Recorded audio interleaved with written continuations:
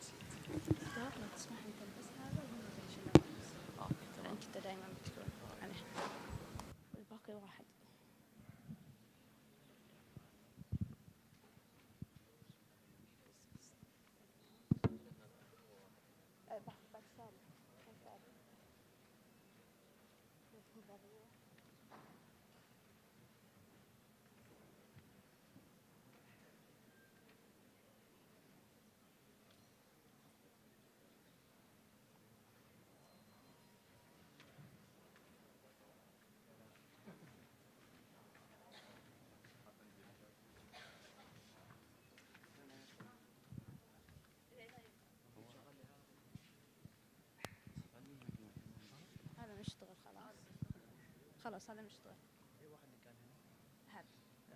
هذا شغال.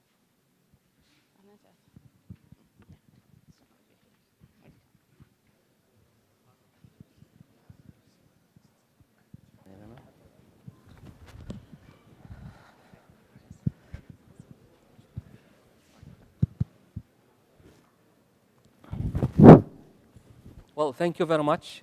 Thank you for attending. I'd like also to thank the organizers to give me the opportunity to moderate this session. Definitely the talks were enlightening. Thanks to the speakers here. And we're going to continue on the discussion for another 30 minutes. I'd like to give a note to the audience that the organizers are expecting you to post your questions to the websites posted here. We're not going to accept anything directly from the floor, only through this application. The first question that I have here is that actually came through. This application is for Professor Dirk, and this was posted by Mr. Ahmed.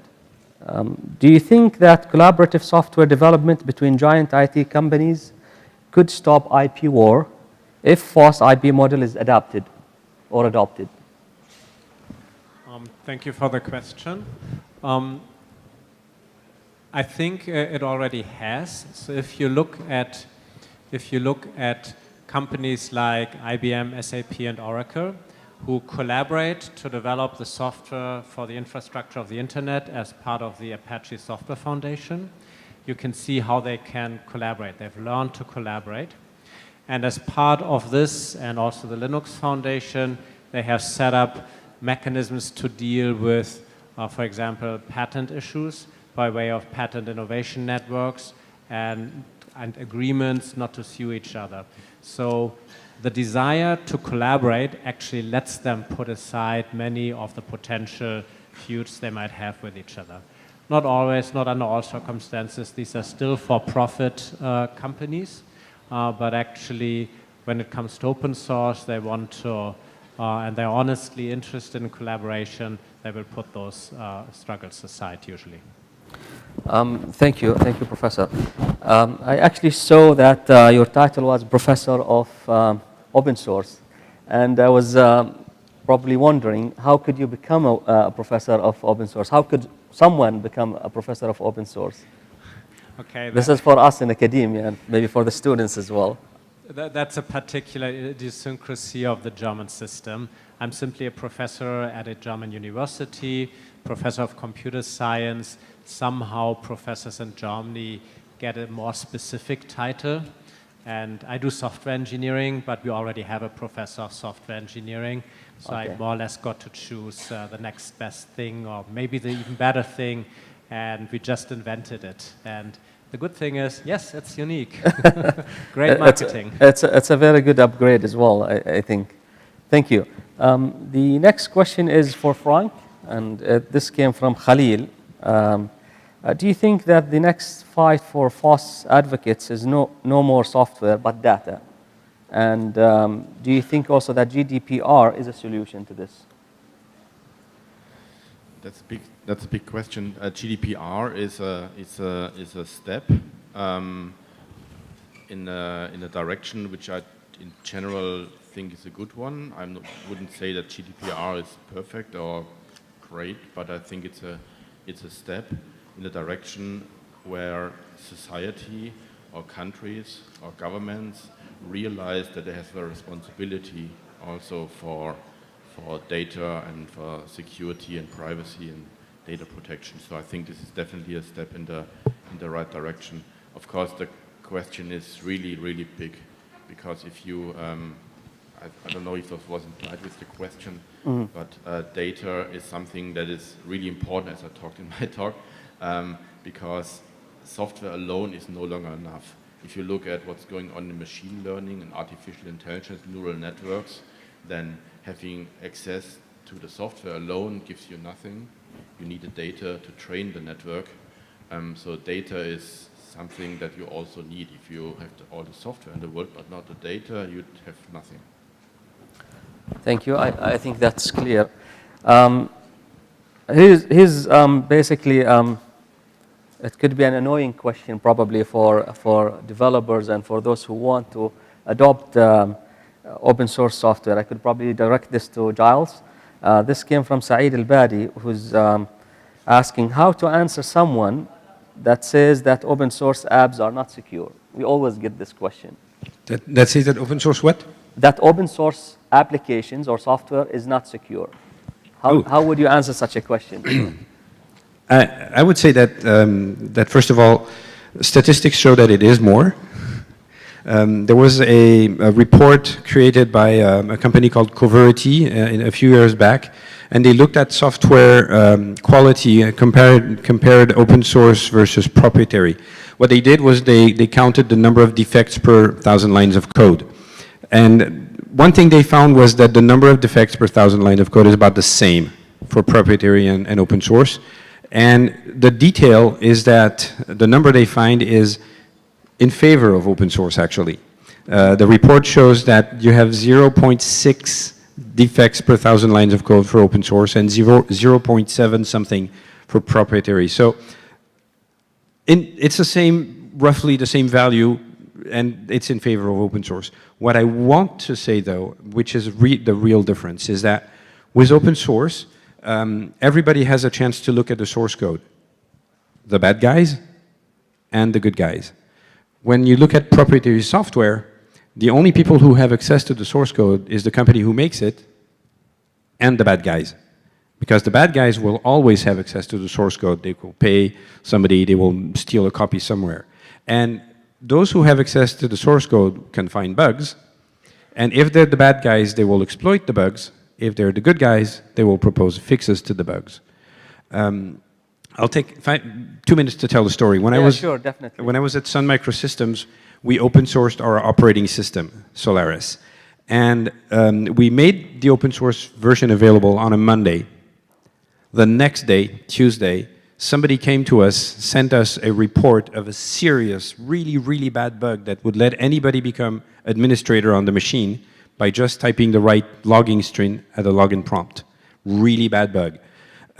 And when they sent that to us, they also sent us a patch. The guy had looked at the source code and found a really bad bug, wrote a patch and sent it to us saying, this is the problem. We looked at the patch, we implemented it, we published a temporary patch for customers under support on Thursday. It went well. And on the Saturday, we published the final patch for everybody. That was the fastest time ever in the industry that a security bug was found and patched by a vendor. We couldn't have done it without open source because the person who reported the patch had the source code and gave us reported the bug, had the source code and reported the patch as well. So it really is in favor of open source. When you have open source, somebody finds a bug. If they're a good guy, you will get the patch with it. If they're a bad guy, you will probably get an attack with it. Thank you for the answer. That could also probably relate to what Professor Dirk was talking about. This now the innovation is user-led, and the user could probably contribute much better in terms of securing these open source softwares. And while you are at it, because I can see many questions coming around around this application here about security, and you've talked about blockchain, I think, and you have an experience with blockchain. Could you tell us what would be the situation for blockchain now with quantum computing on the rise and it's on the horizon? Because there are some people or some organizations who have started, implemented, took the first steps, and then now they're rethinking they could be rethinking their decisions on that. Blockchain and quantum computing. The interesting thing about quantum computing is, and we should have my friend from IBM here because he would be able to give also a part of the answer, but the issue with quantum computing is that there are algorithms that will break traditional cryptography really well once quantum computers are there. And I used to work for a company that does quantum physics-based cryptography. So we did that just to as a counter to fix that problem. So so that's one area where I'm really aware of. And what happens is that the encryption algorithms that can be broken by quantum computers are really the ones that are used in blockchains like Bitcoin, who use proof of work, intense computation. So if you look at Bitcoin, Bitcoin has been designed from the start to be able to evolve. The encryption strength changes, the parameters vary, so that regardless of the computing power we can throw at it, finding a new block always takes 10 minutes, for example. So I wouldn't worry too much about these kind of blockchains when quantum computers appear, because the algorithms will evolve, they will switch to quantum resistant and things like that. But more importantly, there are a whole bunch of blockchains who don't use these same algorithms and who use other cryptographic primitives and who don't use proof of work for securing the system. So honestly, I am not really sure that that quantum computing is a forever problem for blockchain. It's a temporary threat that will be addressed normally really simply. Thanks. I think that sounds like a relief for those who are concerned with security, that now the antidote is there and it's always going to be there probably. The next question is from Ward Al-Habsi, and I think it's directed to Frank. It reads, can we use Nextcloud as a file sender to transfer large files for research purposes? Is there any examples of this use? That's possible, and Nextcloud is used by a lot of universities for exactly that, actually. So there is like organizations like DAISY, which are like the German version of CERN, particle accelerator. They use Nextcloud to transfer like petabytes of data around to their research universities for exactly that. Yeah. Thank you for that. Again, this is probably a related question and was posted by Sulaiman. Can we run operating systems in cloud for users in anywhere without setting it up, without having to set it up? Is that doable? Yeah, I discussed this once with the old times with an investor, where I said, look, the benefit of Nextcloud is that it's so flexible, and the drawback of Nextcloud is that it's so flexible. So you can do a lot with Nextcloud. You can, with one click, spin up an Amazon AWS instance with Nextcloud installed, and you can run it for a lot of users there. There are lots of big service providers where you can run Nextcloud on top of. So you can basically deploy it wherever you want. I think there are even like scripts to deploy it on Google Cloud or on the Microsoft Azure Cloud very easily. So it's super easy. Of course, I have to say that if you do this, part of the value proposition of Nextcloud goes away. Right? if you trust, like, I don't know, the Microsoft Cloud, then why not use Office 365 in the first place? The Nextcloud has some encryption features. If you use end-to-end encryption, then you have some protection there, of course. But at the end of the day, Nextcloud is all about decentralization. If you deploy Nextcloud in the big American clouds, then it's possible, it's easy, but you'd lose some of the value. Thank you. Professor Dirk, this is a short question. I'll probably try to make it more clear, hopefully. I think you've mentioned in your slides that organizations that are working in the same field could or should collaborate on developing their needs in software. So that sounds like communities of interests, basically, collaborating and creating kind of a pool of, let's say, shared resources. But this question asks, how could FOSSs also be important for governments or for governmental organizations? I don't think there's a big difference between companies or, say, local governments. Any set of separate entities with some shared interest in software that really is just a cost driver can usually join forces. The challenge is often, though, with local governments, sometimes political. Do you want to work with these other guys or not? Or between companies, it's competition that may get in the way.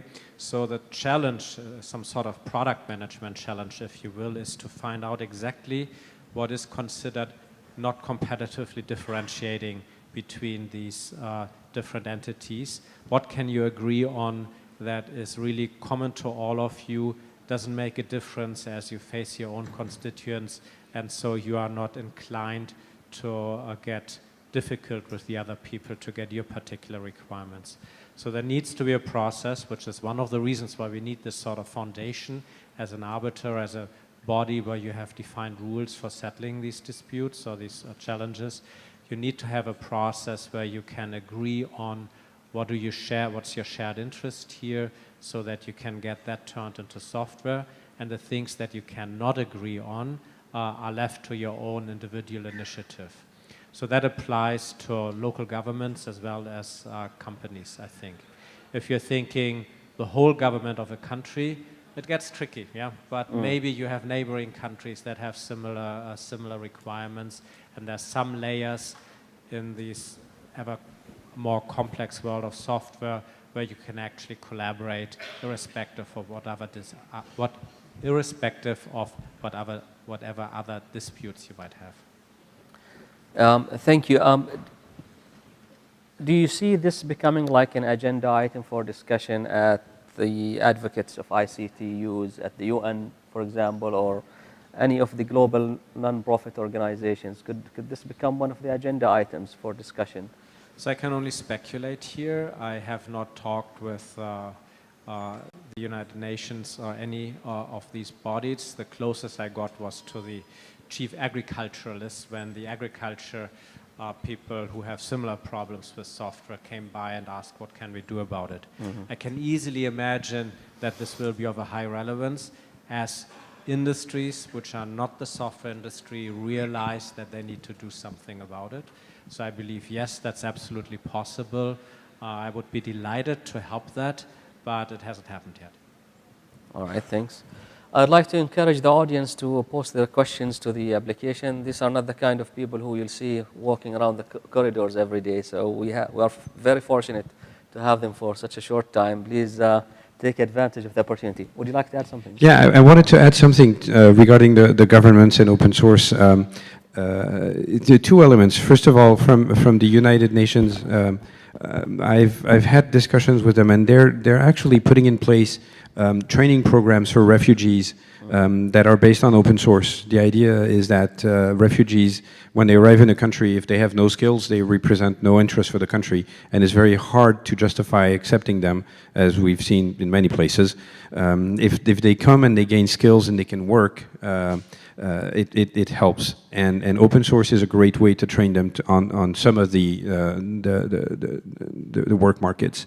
From a government's interest in open source, what I've heard, and that came from the French government, which is a strong user of open source, They're using open source for two ethical reasons. Well, one ethical and one financial reason. The ethical one is they're saying everything that's developed by a government should belong to the citizens, because in a republic means the thing of the public. So the government is basically belonging to the citizens.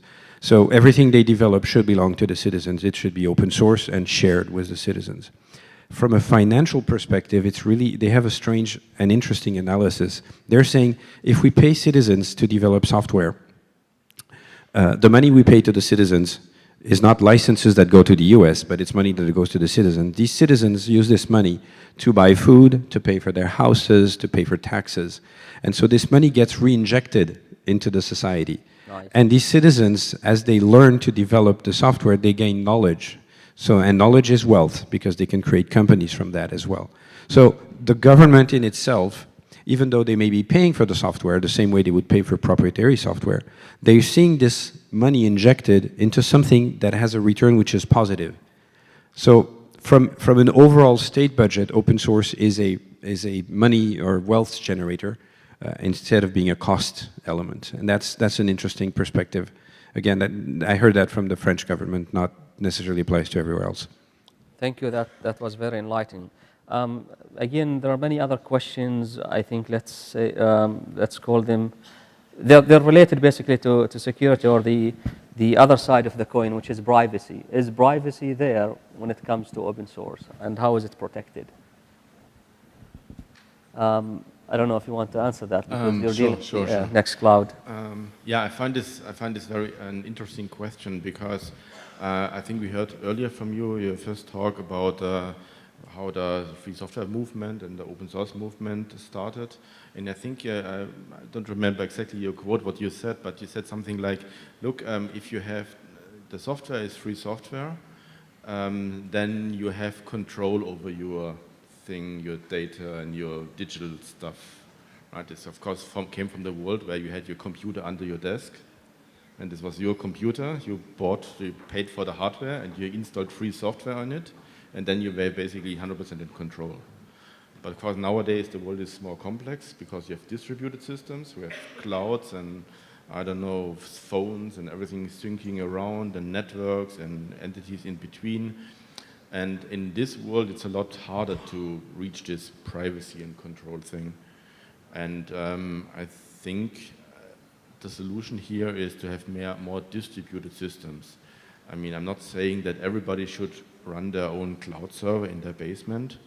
Some people might. I mean, some people are crazy like me. I have my own mail server. I wouldn't recommend this to anybody, but I do this. But some people do. But even if you get your cloud service from your company or your university or your local service provider, it's already better than basically have one company who does it for the whole planet.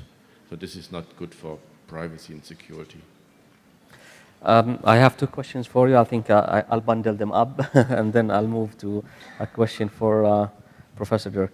How do you see Nextcloud after 5 years? And what is the maximum storage capacity for each user, and how can we increase it? And also in terms of related support and resources, we're a bit far from Germany, and how could you offer us support if we decide to implement Nextcloud? Okay, so let's start with the easy question first. The amount of storage per user. I mean, we are free software. There are no limits, right? There is no point of building any limits into the software, so there is no limit. You can store inside Nextcloud as much data as you have storage until your hard disk or your server is full. But there is nothing in the software, of course. Then about the support, that's a good question. Our business model is, as I have explained, the software is completely open and free software, but we offer enterprise subscriptions similar to what Red Hat and SUSE is doing. And we also, that's the good news, do this through partners. So we have partner companies all over the world. Unfortunately, I'm not really completely sure if you have someone in Oman already. Maybe someone knows someone who could partner with us to do this. But I know that, for example, the Dubai police is a customer from us, and they have a partner. There's at least a partner in Dubai. So we have partners all over the world. This is the thing. What was the first question? How do you see Oh, Nextcloud in 5 years? Yeah, And I'll add to that also, how do you make money if this is all free? The hardest question, and that's why I spared this for the end. I mean, I'm very ambitious, so I hope that we, as an open source and free software community, we can really compete with the big guys. So for us, it would mean that we can really compete with Microsoft Office 365 and others to be basically a player in this market where not everybody depends on this one solution. This would be my personal dream and goal for the next 5 years. And I know that everybody in the community has the same goal, and this is why everybody's working super hard in this direction. How far we come there, I don't know, but this would be like the goal for 5 years.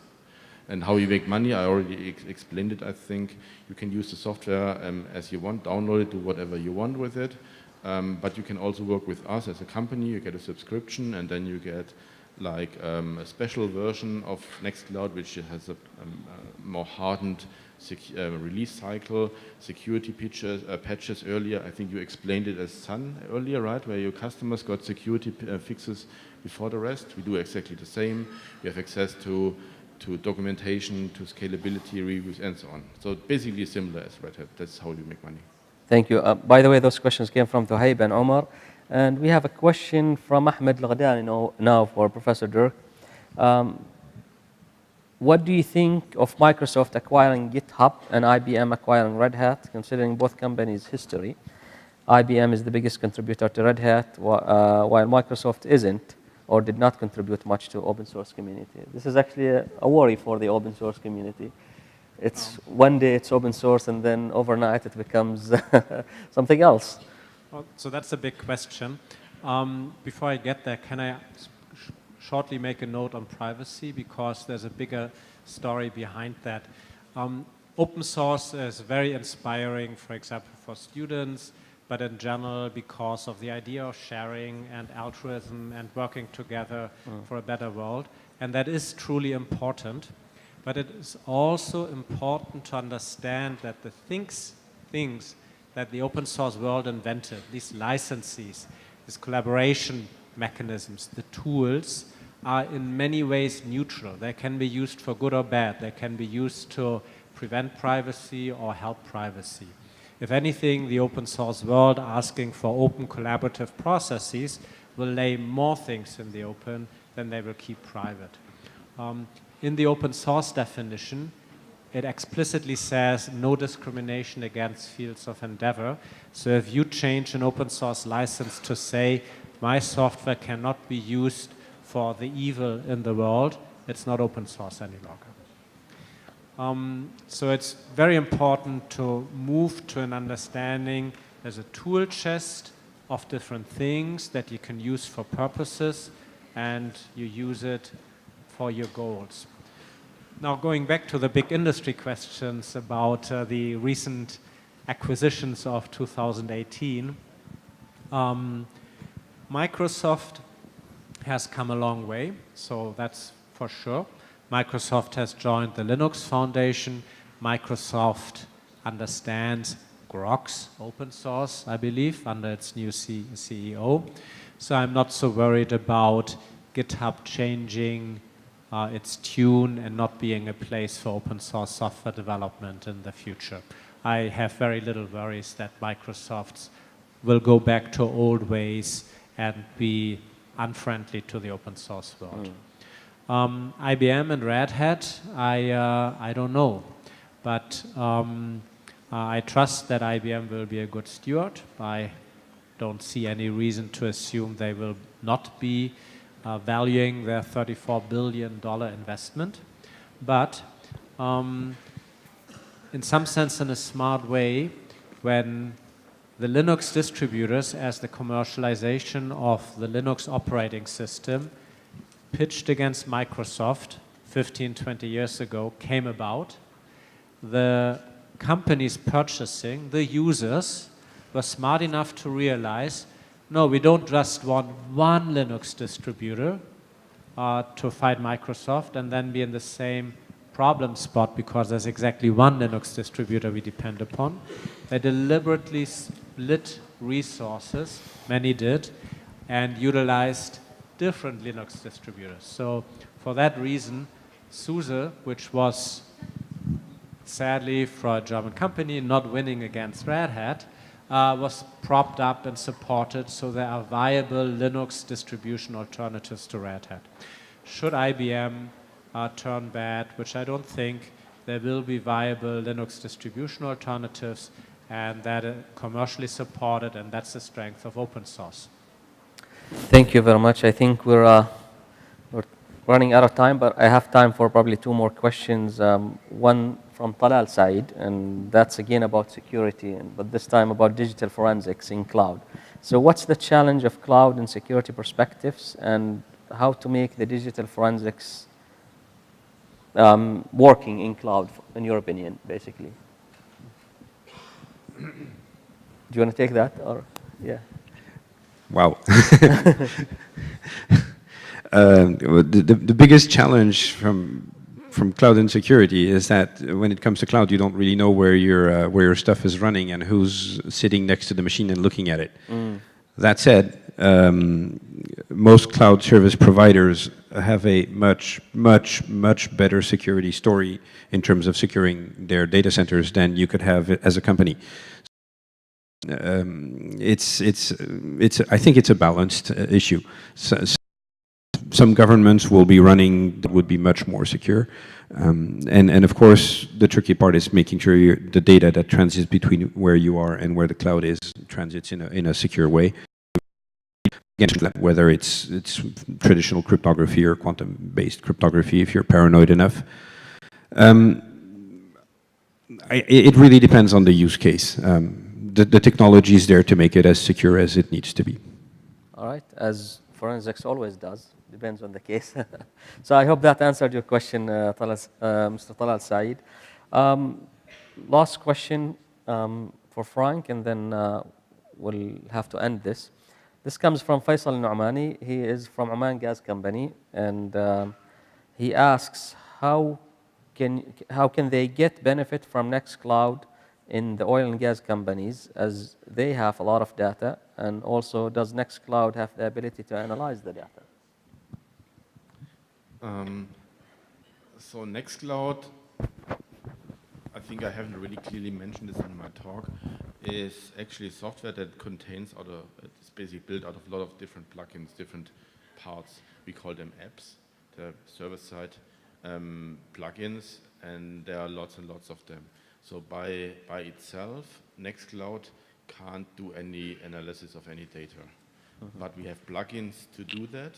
So there are some plugins to visualize and to analyze medical data, for example, that already exist, built by some hospitals, so you can use them. Or if there are already some other applications that analyze data, you can integrate them. So a project we are doing with DIKE. DIKE is the organization in Denmark, which is the organization which basically does all the IT infrastructure for all universities in Denmark. And they have a supercomputer there, and they're using Nextcloud, and they're integrated in a way that every time a researcher uploads a certain file, an external script is triggered, which sends the data to the supercomputer, analyzes it, and when it's done, sends it back, and it shows up in the Nextcloud on the phone of the researcher, on the tablet, or whatever they want to do. So something like that we can do, but we don't really do any data mining or anything ourselves. But there are lots of other very nice open source software solutions for that can be easily integrated into Nextcloud, but we are not really, that's not really our focus. Thank you, Frank. I think that's time for us, but I'll probably take the liberty and give each one of you a minute if you want to have any closing remarks before we end this. And also, I'd like to apologize for those who posted their questions. We didn't have the time to answer them. But I promise you, these guys are going to be around during the breaks, and you could probably contact them, ask questions, or they've posted most of their contacts here, so you could probably email them your questions. So, Frank, if you want to add anything. Then. Just a quick remark. I really like the aspect from Dirk that open source is really about collaboration also, not only the license. And the licenses are important, I completely agree with that, but the way to collaborate between different organizations on the same playing field, I think this is really big. So this is not mentioned often enough, so I completely agree with that. Nextcloud, for example, we have contributors all over the world, really most countries, 1,800 contributors who work together to build like this software together, and this wouldn't be possible in the old world, in no way. So we couldn't employ all 1,800 developers. We couldn't coordinate between them, right? How should like the management structure work there, reporting, product management? This would be totally impossible.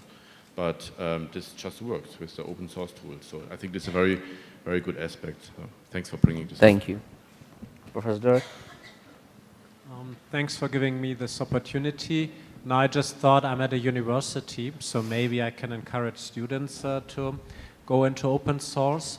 It's both a positive and a warning story because so for students, open source is out there. You can just get active. It's usually communities that are happy and willing to work with any reasonable suggested contributions, as long as you're respectful to a project and incrementally approach it and discuss, say, I would like to make a contribution, here's how it looks like, and then you will usually be well received and even guided to become part of a community.